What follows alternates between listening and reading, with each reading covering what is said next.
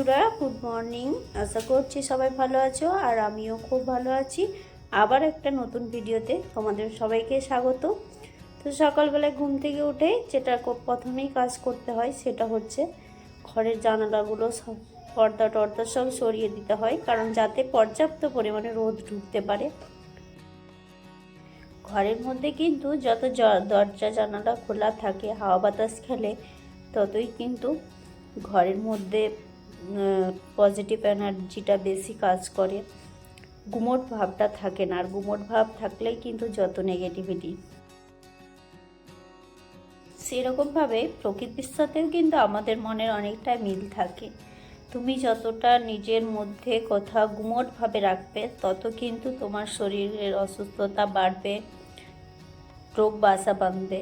আর যদি তুমি সব কিছু খোলাখুলিভাবে বলতে পারো না, তাহলে কিন্তু তোমার শরীরে কোনো রোগই থাকবে না। আর সবার সাথে যদি ভালোভাবে মিশতে পারো। তো যাই হোক, দেখো তোমাদের সাথে কথা বলতে বলতে অনেকটা কাজ করলাম। আর যে দেখলে জানালাটাতে কিন্তু টিকটিকি ঢুকেছিল, তো সেটাকে বের করতে অনেকটা টাইম নিল। ঘরের মধ্যে খোলা জানালা, পর্যাপ্ত রোদ, আর তার সাথে যদি ঘরের বেডশিটটা একটা সুন্দর হয় না দেখতে, তাহলে কিন্তু ঘরের লুকটা পুরো চেঞ্জ হয়ে যায়। তো আমি কিন্তু এখন এই পুরনো বেডশিট দিয়ে চালাচ্ছি, কারণ এটাকে এখানেই ভাবছি শেষ করব।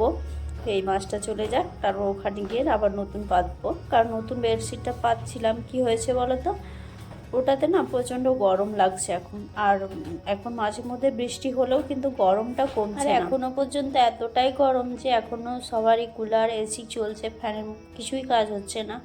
আর বিশেষ করে ফ্যানের তো একদমই ভোল্টেজ থাকে না, ফ্যান তো ঘুরেই না, এই জন্য যত বেশি গরম। আরও যখন বৃষ্টি পড়ছে, হাওয়া চলছে, তখন কিন্তু হালকা হালকা ঠান্ডা লাগছে। তো এই ঠান্ডা গরমের জন্য না শরীরও খুব খারাপ হয়ে যাচ্ছে। প্রত্যেকেরই জ্বর, কাশি, সর্দি এটা তো লেগে আছে প্রত্যেক বাড়িতে। আর এদিকে দেখো, ঝাড়া মোছার কাজটা প্রায় কমপ্লিট করে ফেললাম। ওই দুটো ঘরে কিন্তু যে ধুলো ঝাড়াগুলো ছিল, ঝাড়ার অল্প স্বল্প, সেগুলো সব পরিষ্কার করে নিলাম। কিন্তু দেখবে প্রতিদিনই নতুন নতুনভাবে ঘর সাজাতে খুবই ভালো লাগে, বিশেষ করে গৃহিণীদের। তো যাই হোক, তারপরে এই যে জামা কাপড়গুলো কাচা হয়ে গেছে, তো সেগুলোই এখন মেলে দেবো, কারণ সকাল থেকেই ভালো রোদ উঠেছে। আর রোদের মধ্যে মাঝে মাঝে জামা কাপড়গুলো ঠিকঠাক করে রোদ পাচ্ছে না বলে, কিন্তু যেদিন রোদ উঠে সেদিন কিন্তু জামা কাপড় যদি রোদে দেওয়াটা খুব ভালো। আর বর্ষার দিনটা জানো তো এমনই না, মানুষের শরীর খারাপ বলো, যেমন সর্দি কাশি তো লেগেই আছে, এছাড়া কিন্তু পেট খারাপ বলো, আরও বিভিন্ন রকম রোগ এই সময়টাতে কিন্তু বেশি হয়। আর বাচ্চাদের তো আছেই, বাচ্চাদের তো কিছু বলারই নেই, বড়দেরও প্রচুর সুস্থ হয়ে পড়ছে। আর এদিকে দেখো, বাইরেটাও আমার ঝাড় দেওয়া হয়ে গেল। সকালে একবার দিয়েছিলাম, যেহেতু আজকে সকাল থেকেই রোদ উঠেছিল, কালকে পাতা অনেক ছিল আর বৃষ্টিতে ভেজা ভেজা ছিল বলে কালকে আর দেওয়া হয়নি। তো আজকে পুরো পরিষ্কার করে নিয়েছি। আর সকালবেলায় যতই পরিষ্কার রাখো বাইরেটা ঝাড় দিয়ে, বিকেল পর্যন্ত সে একই রকম অবস্থা হয়ে যায়, প্রচুর পাতা ঝরছে।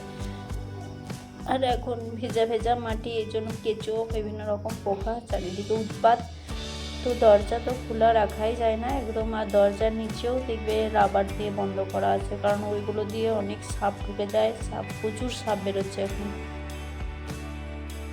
আসলে এই সময় চারদিকে ঘাস প্রচুর থাকে এই জন্য। আর ঘাস কিন্তু প্রতিদিনই কাটলেও শেষ করা যায় না, এত বড় ক্যাম্পাস, ঘাস কেটে কি আর শেষ করা যায়।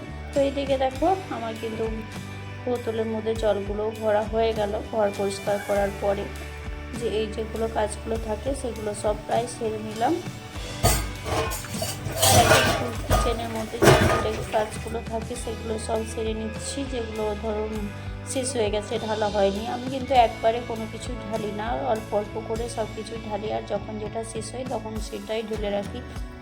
এতে কিন্তু আমার পরিশ্রমটাও কম হয় যখন, আর জিনিসপত্র খুব কম নষ্ট হয়। এইভাবেই একটু মানিয়ে গুছিয়ে চলি। আর এই যে পেস্তাগুলো নিয়ে আসা হয়েছিল ছেলের জন্য, তো ওই খায়, তো সেগুলো এখন ঢেলে নিচ্ছি। আর আমাকেও খেতে বল, কিন্তু আমার খাওয়া হচ্ছে না, কারণ সবারই ক্ষেত্রে এটাই হয়, নিজের দিকে তার খেয়াল রাখা হয় না, যখন যেটা পাই সেরকমভাবেই চলে যায়। শুধু খাওয়া দাওয়া কেন, নিজের যত্ন নেওয়া বলো, সাজগোজ বলো, কোনো কিছুই কিন্তু আর ঠিকঠাক করে করা হয় না। শুধু সংসার গোছাতে, সংসারের সবার চাহিদা মেটাতে, এই করতে করতেই কিন্তু মেয়েদের জীবনটা শেষ হয়ে যায়। আর বিয়ের আগে দেখবে মেয়েদের কি থাকে, একটা শখ থাকে নিজে সাজবো, বিয়ের পরেও থাকে না তা নয়, কিন্তু বিয়ের পর কিন্তু অনেকটাই কমে যায়। বাচ্চা বা সংসারের ঝামেলাতে সে নিজেকে এতটাই জড়িয়ে পড়ে, নিজের যে ছোট ছোট খুশিগুলো কোথায় যে হারিয়ে যায় সেটাও কিন্তু আর খেয়াল থাকে না। তো এদিকে কাজ করতে করতে হাজব্যান্ডও চলে আসলো, তো ওর জন্য একটু শরবত বানিয়ে দিচ্ছে। আর যেহেতু রোদ দিয়েছে, গরমটাও প্রচণ্ড আছে, তবে যেদিন বৃষ্টি পড়ে সেদিন কিন্তু আর করি না, কারণ ঠান্ডা ঠান্ডা থাকলে দিই না, একটু গরম থাকলে এটা করে দিই। আর ছেলে যখন আসবে তখন ওর জন্য বানিয়ে দেবো।